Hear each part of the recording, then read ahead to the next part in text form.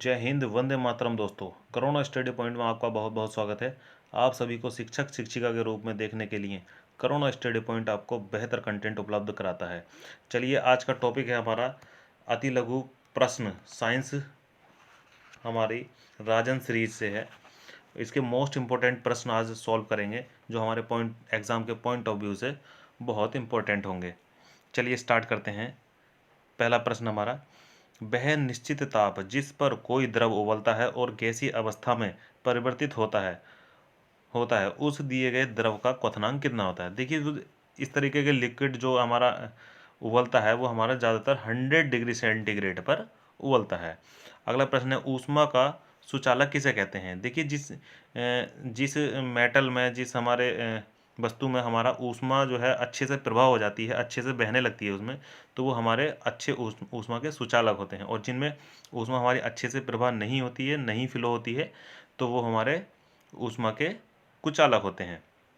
सुचालक के एग्जाम्पलों में आते हैं हमारे तांबा, लोहा और एल्यूमिनियम आते हैं। ठीक है। और हमारे जो कुचालक हैं उसमें कागज, लकड़ी, कांच, ऊन आदि आते हैं, जिनमें हमारी ऊर्जा का प्रभाव नहीं होता है। आते हैं अगले प्रश्न पर, संक्रमक रोग। संक्रमक रोग वे रोग होते हैं जो छुआछूत के कारण एक व्यक्ति से दूसरे व्यक्ति में हो जाते हैं, यानी कि उसको हो जाते हैं, जैसे चेचक और टीबी। ये हमारे संक्रमक रोगों के अंतर्गत आते हैं। अगला प्रश्न है हमारा, असंक्रामक रोग। वे रोग जो छुआछूत से नहीं होते हैं, इसमें आते हैं हमारे डायबिटीज आदि आते हैं। अगला प्रश्न है हमारा, प्रकाश स्रोत से आप क्या समझते हैं। वे वस्तुएं जो प्रकाश उत्पन्न करती हैं प्रकाश स्रोत कहलाती हैं। प्रकृति में प्रकाश का सबसे बड़ा जो स्रोत है हमारा सूर्य को माना गया है। अगला प्रश्न है, दीप्त वस्तुएं किसे कहते हैं। वे वस्तुएं जो स्वयं प्रकाश उत्पन्न करती हैं उन्हें दीप्त वस्तुएं कहते हैं, जैसे तारे, लैंप, बल्ब, सूर्य आदि। और अदीप्त वस्तुएं वे वस्तुएं होती हैं जो प्रकाश उत्पन्न नहीं करती हैं, जैसे मेज, फैन, दर्पण, पुस्तक आदि। अगला प्रश्न है हमारा, कृत्रिम प्रकाश स्रोत का उदाहरण बताइए। कृत्रिम प्रकाश स्रोत जो है हमारे विद्युत बल्ब, पेट्रोमैक्स, लालटेन, ये हमारे कृत्रिम प्रकाश स्रोत के अंतर्गत आते हैं। अगला प्रश्न है हमारा, शिक्षा के क्षेत्र में विज्ञान से संबंधित कार्यक्रम ज्ञान दर्शन टीवी पर आना किस संस्था की देन है। तो ये हमारा NCERT की देन है। अगला आता है, सजीवों व निर्जीवों के बीच की संयोजकता कड़ी क्या है। तो विषाणु जो है हमारा सजीव और निर्जीवों के बीच की संयोजकता कड़ी विषाणु को माना गया है। अगला प्रश्न है हमारा, विषाणु द्वारा होने वाले रोग। देखिए, विषाणु द्वारा होने वाले रोग और जीवाणु द्वारा होने वाले रोग, इससे पिछली वीडियो, इसका फर्स्ट पार्ट साइंस अतिलघु पार्ट फर्स्ट में जीवाणु और विषाणु दोनों की बहुत ही अच्छे से ट्रिक के माध्यम से आपको ये इनसे होने वाले रोगों को बताया गया है। आप पिछली वीडियो में जाकर अच्छे से इनको लर्न कर सकते हैं। फिर भी मैं एक बार बता देता हूँ विषाणु से होने वाले रोग। देखिए, विषाणु से होने वाले रोग हमारे रेबीज, खसरा, herpes, meningitis, hepatitis, trachoma, polio, AIDS, चेचक, छोटी माता, डेंगू, ज्वर, गलशोधन और इन्फ्लुएंजा आदि आते हैं। अगले प्रश्न पर, उस जीवाणु का नाम बताइए जो गंगा जल में पाया जाता है और इसी कारण गंगा जल जो है हमारा पवित्र है। तो यह है जीवाणुभोजी। जीवाणुभोजी के कारण हमारा गंगा जल पवित्र है। अगला प्रश्न है हमारा, एड्स का पूरा नाम हिंदी व अंग्रेजी में बताइए। देखिए, एड्स को हिंदी में, इंग्लिश में जो कहते हैं हम, एक्वायर्ड इम्यूनो डिफिशियंसी सिंड्रोम। ठीक है। और इसको हिंदी में उपार्जित प्रतिरक्षा न्यूनता सिंड्रोम कहते हैं। एड्स के वायरस का जो नाम है वो हमारा HIV, क्या है, HIV यानी human immuno deficiency syndrome. AIDS दिवस, एड्स दिवस 1 दिसंबर को, हर 1 दिसंबर को एड्स दिवस मनाया जाता है।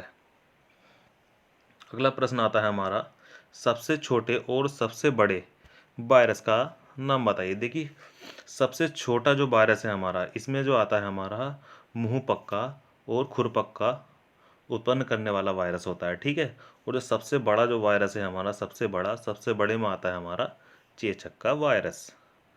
अगला प्रश्न है हमारा, मत्स्य पालन से आप क्या समझते हैं। देखिए मत्स्य पालन से अभिप्राय है हमारा मछली पालन, आधुनिक प्रौद्योगिक उन्नत प्रकार के मत्स्य बीज एवं संश्लेषण इंजेक्शन के द्वारा 2350 किलोग्राम प्रति हेक्टेयर मत्स्य उत्पादन किया जा रहा है। ये हमारा मत्स्य पालन है। आते हैं नेक्स्ट प्रश्न पर। अगला प्रश्न कह रहा है हमारा, हाइड्रोकार्बन कितने प्रकार के होते हैं। देखिए हाइड्रोकार्बन जो है मेनली 2 प्रकार के होते हैं। एक होते हैं हमारे संतृप्त हाइड्रोकार्बन, एक होते हैं हमारे असंतृप्त हाइड्रोकार्बन। संतृप्त हाइड्रोकार्बन जो होते हैं हमारे, वो सिंगल बॉन्ड होते हैं, असंतृप्त हमारे डबल बॉन्ड होते हैं, ठीक। ये होते हैं हमारा, इन्हें एल्केन कहते हैं, और असंतृप्त जो होते हैं इन्हें हमारा एल्कीन या फिर एल्काइन कहते हैं। इनमें डबल बॉन्ड या ट्रिपल बॉन्ड यूज होता है। अगला प्रश्न है हमारा, जीवाणु, जीवाणु के खोजकर्ता कौन है। देखिए जीवाणु के खोजकर्ता एंटोनी वॉन लीeuwenhoek को जीवाणु के खोजकर्ता माना जाता है। जीवाणु विज्ञान के पिता किसको कहा जाता है। देखिए इन्हीं को ही हमारे एंटोनियो वॉन लीeuwenhoek को जीवाणु का पिता भी माना जाता है। जीवाणु को जीवाणु शब्द किसने सबसे पहले कहा। देखिए सबसे पहले यह है एरनबर्ग 1829 में जीवाणु को सबसे पहले जीवाणु कहा किसने, एरनबर्ग ने 1829 में। 2 सूक्ष्म जीवों के नाम बताइए। एक है हमारा जीवाणु और एक है हमारा विषाणु। आते हैं हम अगले प्रश्न पर। विषाणु के खोजकर्ता दमित्री इवानोवस्की को माना जाता है, दमित्री इवानोवस्की को। अगला प्रश्न है हमारा, सरीसृपों तथा पक्षियों के बीच की क्या कड़ी है। देखिए सरीसृपों और पक्षियों के बीच की जो कड़ी है, आर्कियोप्टेरिक्स जो है हमारी, ये सरीसृपों और पक्षियों के बीच की कड़ी है। अगला प्रश्न है हमारा, उपार्जित लक्षणों की वंशागति का सिद्धांत किस वैज्ञानिक ने दिया था। देखिए इसका जो सिद्धांत दिया था हमारा लेमार्क ने दिया था। अगला प्रश्न है हमारा, योग्यता की उत्तरजीवी या प्राकृतिक वर्ण के सिद्धांत को किसने दिया। देखिए चार्ल्स डार्विन ने हमारा यह सिद्धांत दिया। अगला प्रश्न है हमारा, मानव और आदि मानव के बीच कौन सी कड़ी है। मानव और आदि मानव के बीच जो है वो ऐप मानव है, ऐप मानव कड़ी है, के बीच की कड़ी ऐप। अगला प्रश्न है हमारा, पॉलीथीन कैसे बनती है। पॉलीथीन बनाने के लिए एथिलीन को उच्च ताप और दाब पर बहुलीकरण करने के फलस्वरूप पॉलीथीन का निर्माण होता है। अगला प्रश्न है हमारा, प्राकृतिक प्लास्टिक का उदाहरण बताइए। लाह जो है हमारा प्राकृतिक प्लास्टिक का उदाहरण है। प्लास्टिक कितने प्रकार की होती है। प्लास्टिक हमारी 2 प्रकार की होती है। एक होती है हमारी थर्मोप्लास्टिक, एक होती है हमारी थर्मोसेटिंग प्लास्टिक। यह था थर्मोप्लास्टिक का उदाहरण बताइए। थर्मोप्लास्टिक के उदाहरण है नायलॉन है हमारा, पॉलीवाइनिल है, क्लोराइड और टेफलॉन, और यह है पॉलीथीन। ये हमारे थर्मोप्लास्टिक के उदाहरण हैं। अगला प्रश्न है हमारा, थर्मोसेटिंग प्लास्टिक के उदाहरण बताइए। तो थर्मोसेटिंग प्लास्टिक के हैं बेकेलाइट और यह है मेलामाइन। अगला प्रश्न है हमारा, बेकेलाइट के बारे में आप क्या जानते हैं? बेकेलाइट क्या है? एक प्रकार की थर्मोसेटिंग प्लास्टिक है। यह फिनॉल फॉर्मोल्डिहाइड का सोडियम हाइड्रोक्साइड की उपस्थिति में गर्म करके इसको बनाया जाता है। अगला प्रश्न, आधुनिक ईंधन कौन कौन से हैं बताइए। देखिए, डीजल, पेट्रोल, खाना पकाने की गैस, एलपीजी आदि हमारे आधुनिक ईंधन कहलाते हैं। किन्हीं 3 मिसाइलों के नाम बताइए। देखिए, हमारी त्रिशूल, पृथ्वी और अग्नि, ये तीनों ही हमारे भारत की मिसाइलें हैं। अगला प्रश्न है हमारा,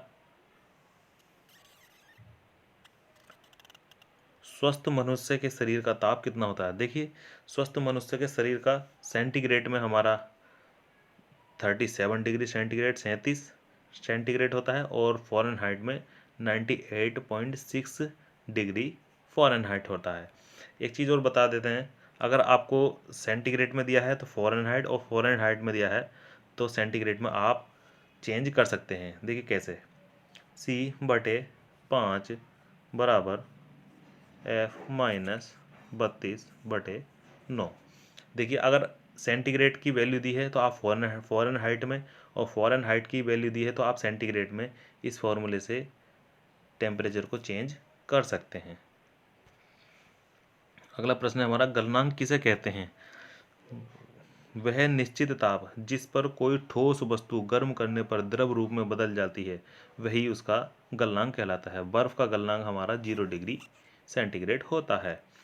अगला प्रश्न है, उस जीवाणु का नाम बताइए जो दलहनी फसलों की जड़ों में पाया जाता है। दलहनी फसलों की जड़ों में पाए जाने वाले जीवाणु राइजोबियम लेग्यूमिनोसेरम है। अगला प्रश्न है हमारा,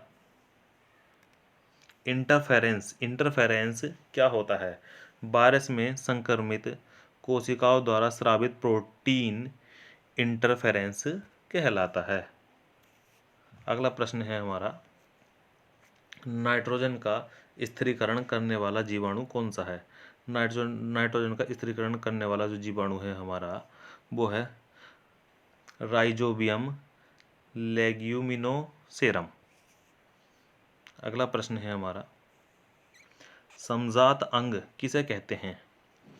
देखिए, वे अंग जो उत्पत्ति में समान हो लेकिन कार्य करने की दृष्टि से अलग अलग हों, उन्हें हम समजात अंग कहते हैं।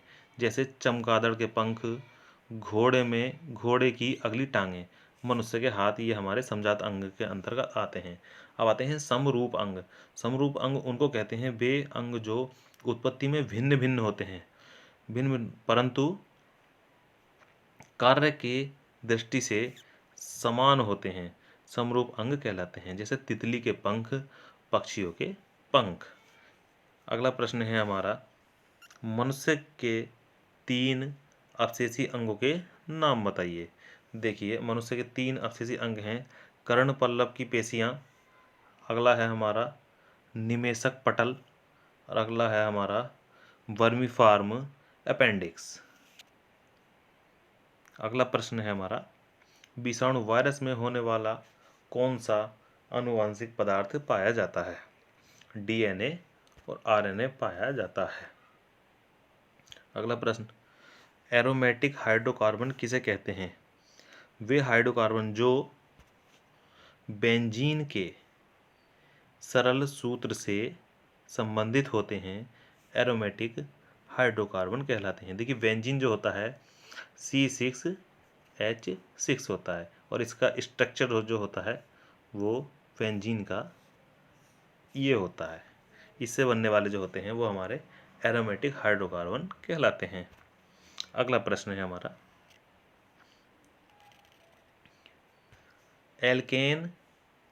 एल्कीन और एल्काइन का उदाहरण बताइए। देखिए, जहाँ पर हमारा 2 कार्बन के बीच एक बंध होगा तो वहाँ हमारा एल्केन होगा, जहाँ 2 बंध होंगे, 2 बॉन्ड होंगे, वहाँ हमारा एल्कीन होगा, और जहाँ 3 बॉन्ड दिखेंगे वहाँ हमारा एल्काइन होगा।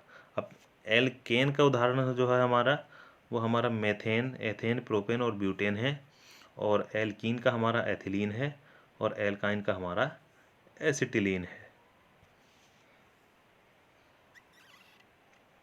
मेथेन, एथेन, एथिलीन और एसिटिलीन का सूत्र लिखिए। देखिए मेथेन का जो सूत्र होता है वो CH4 होता है, और एथेन का होता है C2H6 होता है, और एसिटिलीन का हमारा होता है C2H4। ये हो जाएगा C2H4, ये बॉन्ड होता है। और ये होता है हमारा एसिटिलीन का होता है C2H2। ये इसकी जो स्ट्रक्चर बनेगी वो ये बनेगी, कार्बन कार्बन 1 2 3 बॉन्ड लगेंगे, एक H इधर लगेगा और एक H ये लगेगा। ये हो गया हमारा एसिटिलीन। अगला प्रश्न है हमारा, एनेलिडा और आर्थ्रोपोडा के बीच की कड़ी क्या है? पेरीपेटस, ये हमारे एनेलिडा और आर्थ्रोपोडा के बीच की कड़ी है। ये है पर्णाभ पर्व किसे कहते हैं? यह पर्णाभ स्तंभ का छोटा रूप है। इसमें मुख्य तना सामान्य होता है और पत्तियां बहुत छोटी होती हैं, छोटी तथा सल्की होती हैं। ये हमारे शतावरी और एस्पेरेक्स में होते हैं। अगला प्रश्न है हमारा, जलीय पौधों की पत्तियों की विशेषता बताइए।